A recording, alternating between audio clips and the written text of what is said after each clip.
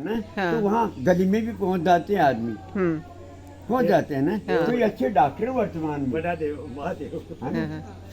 Doctor का मतलब सब तरह की अपनी मनोकामनाएं पूर्ण करने के लिए, अपनी शांति, सबसे बड़ी शांति है आनंद। आनंद मांगो, भगवान मुझे आनंद दो, तो आनंद में सब आ गया।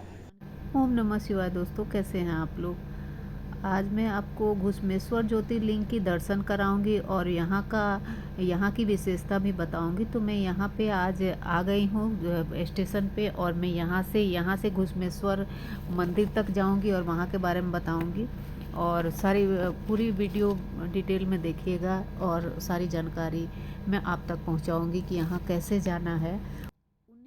ये स्टेशन है सरदा, बहुत छोटी सी स्टेशन है। और यहाँ देख सकते हैं, यहाँ से आगे से टेम्पो मिलेगी हम लोगों को, जो कि 20-20 रुपये रिक्शा लेके हमें शिवाड़ मंदिर तक ले जा।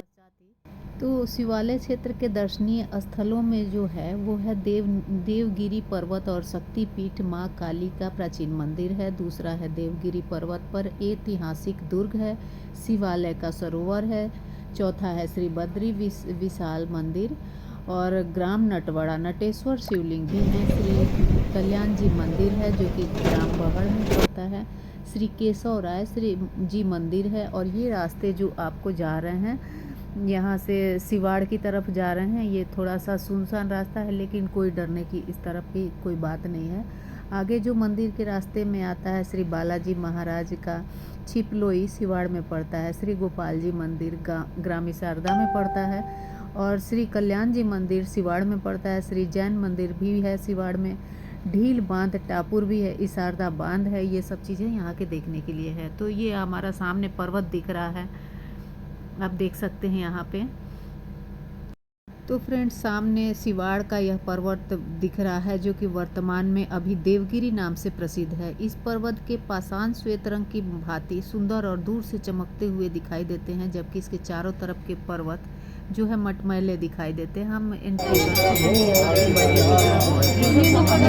आपको दिखाई दे रहा है उसमें से भूमि के अंदर जलहरी में है। और यह जलहरी देख सकते हैं। और प्रातः 4 बजे जलहरी का पुराना जल निकाल कर फिर पूजन कर जलहरी को भर दी जाती है। और फिर मध्याह्न में जल निकाल कर भोग लगाकर जलहरी पूर्ण रूप से भर दी जाती है। इस जलहरी का जल कम होने का यह प्रत्यक्ष चमत्कार कि गांव प्रांत या देश पर कोई संकट आने वाला हो तो जलहरी का जल कम हो जाता है। आप देख सकते हैं। और यहाँ पे हमने गणेश जी को नमस्कार किया, भगवान भोलेनाथ दिखाई दे रहे हैं। और ये है शिवाड़ मंदिर।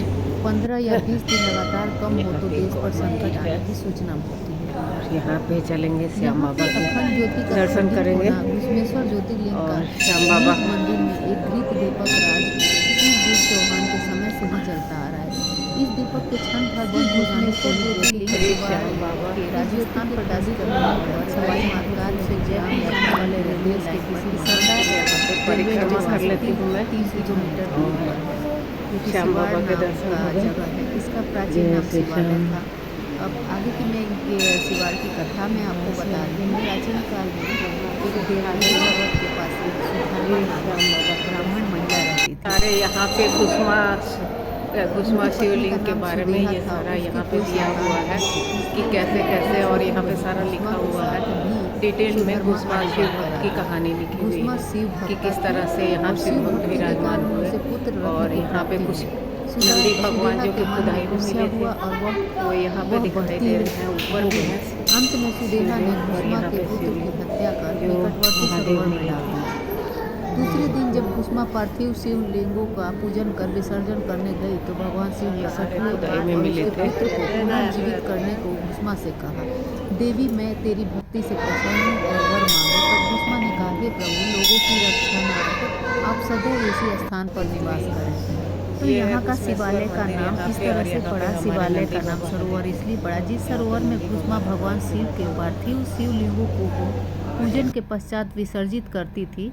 उस सरोवर की तरफ भगवान शिव ने देखकर कुसुमा को वर दिया कि यह सरोवर शिवलिंगों का आलय हो जाए और यह तीनों लोकों में शिवालय नाम से प्रसिद्ध हो।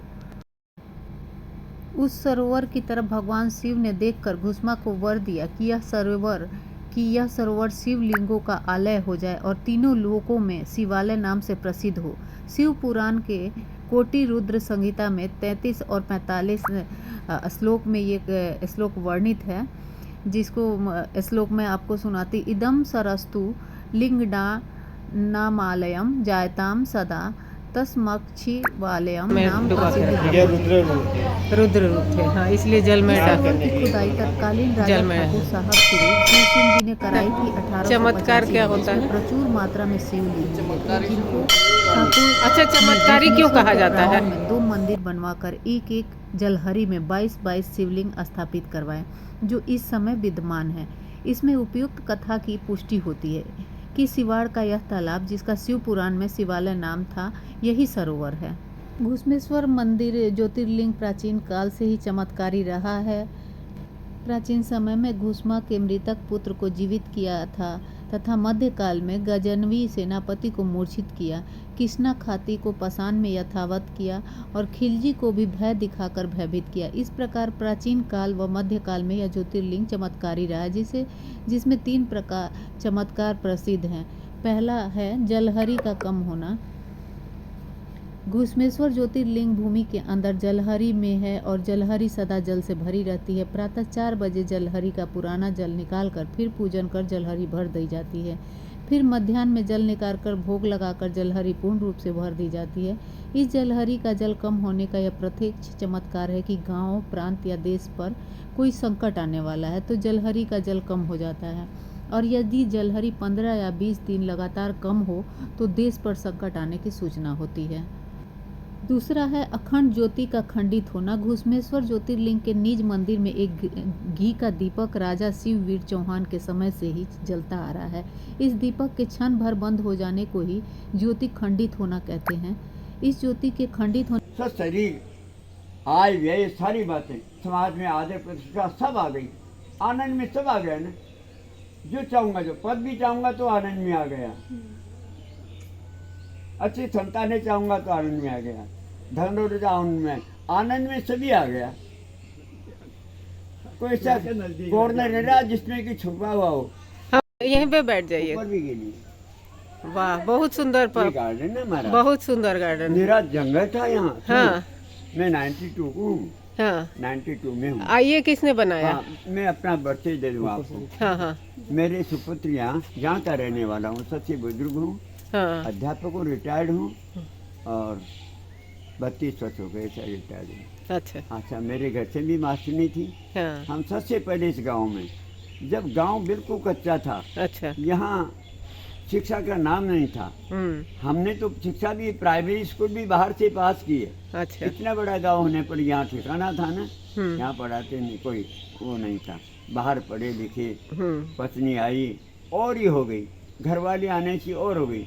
6 साल हो गए उनको पढ़ाया। संकट आने वो पर यहाँ अखंड दोनों ज्योति का शिक्षा तेज जगत में गति से रहे। टिमटिमाना। वो उनकी सोच एक ही जगह ज्योतिर्लिंग रही। जलहरी में जलमग्न रहता है। बच्चे कभी कभी अच्छे हो राष्ट्र गए, पर संकट संतानें। की स्थिति में इसका जल हाँ। स्तर गिर जाता है। बच्चे 1925 का- में जलहरी भगवान के शंकर जलस्तर के गिरने पर पुजारी मुसलमान भी हैं, कामदार ट्रस्ट द्वारा का सदस्य उपहास भी हूँ। किए जाने अच्छा। पर ज्योतिर्लिंग की वर्तमान में तत्कालीन बहुत अच्छे पराशर थे। ब्राह्मण पुजारी बहुत अच्छे। श्री प्रताप द्वारा उसे चुनौती एक दी तो गई कि वह जलहरी को डिप्टी जलमग्न करके दिखाए। रिटायर्ड हो गया। अच्छा। साधारण समय में राष्ट्रपति का 5 सबसे मटकों में बड़ा लबालब शहीद जलहरी वो भी आता, साथ राष्ट्रपति जल का भी। ड्रम हाँ। जल से वो भी गुलाब नहीं सिंह भर कोठारी सकी। का प्रिय है। कामदार ने इस अच्छा। चमत्कार को बहुत देखकर तौबा की, अच्छा परंतु लगा। उसे बहुत नुकसान ये यहाँ उठाना हमारे पड़ा। फ्रंट पीछे देख सकते हैं। 1966 में अश्रुधा से करवाए गए सहस्त्र घटाभिषेक का जल मंदिर का सुदृढ़ दीवारों को फव्वारा के रूप में बाहर आ गया।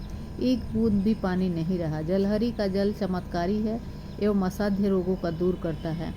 पीरू चाचा नामक तोपची मुस्लिम होते हुए भी मृत्यु पर्यंत प्रतिदिन ज्योतिर्लिंग का दर्शन करने आते थे तथा जलहरी का जल मांगकर ग्रहण करते थे, क्योंकि पारे के सेवन से उत्पन्न दाग एवं सफेद दाग इस जल के सेवन से नष्ट हो जाता है। ऐसा लग रहा है जैसे किसी राजा रजवाड़े ने बनवाया गया है। और इस तरह से कैंटीन भी है जिसमें हम लोग कुछ खाना वाने का मिल सकता है। ये भोलेनाथ की मंदिर भी है ऊपर। हमारी हिम्मत नहीं अब चढ़ने की। कितना खूबसूरत मंदिर। और ये है शिवाड़ का किला है, इतना खूबसूरत। देखिए कितना खूबसूरत बनाया गया, इतना मेंटेन करना यहाँ पे कितनी बड़ी बात है। कौन मेंटेन कर रहा है इसको, देखिए।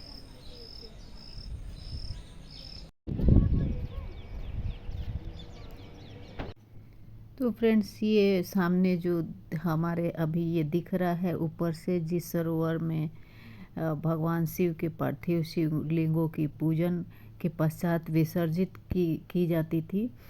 तो अब मैं आपको दिखा रही हूँ, यहाँ से आप देख सकते हैं नीचे की तरफ दिख रहा है, जो कि इसी सरोवर में शिव को देखकर घुसमा को वर दिया था कि यह सरोवर शिवलिंगों का आलय हो जाएगा, जो कि ऊपर से आप देख सकते हैं कितना खूबसूरत दिखाई दे रहा है।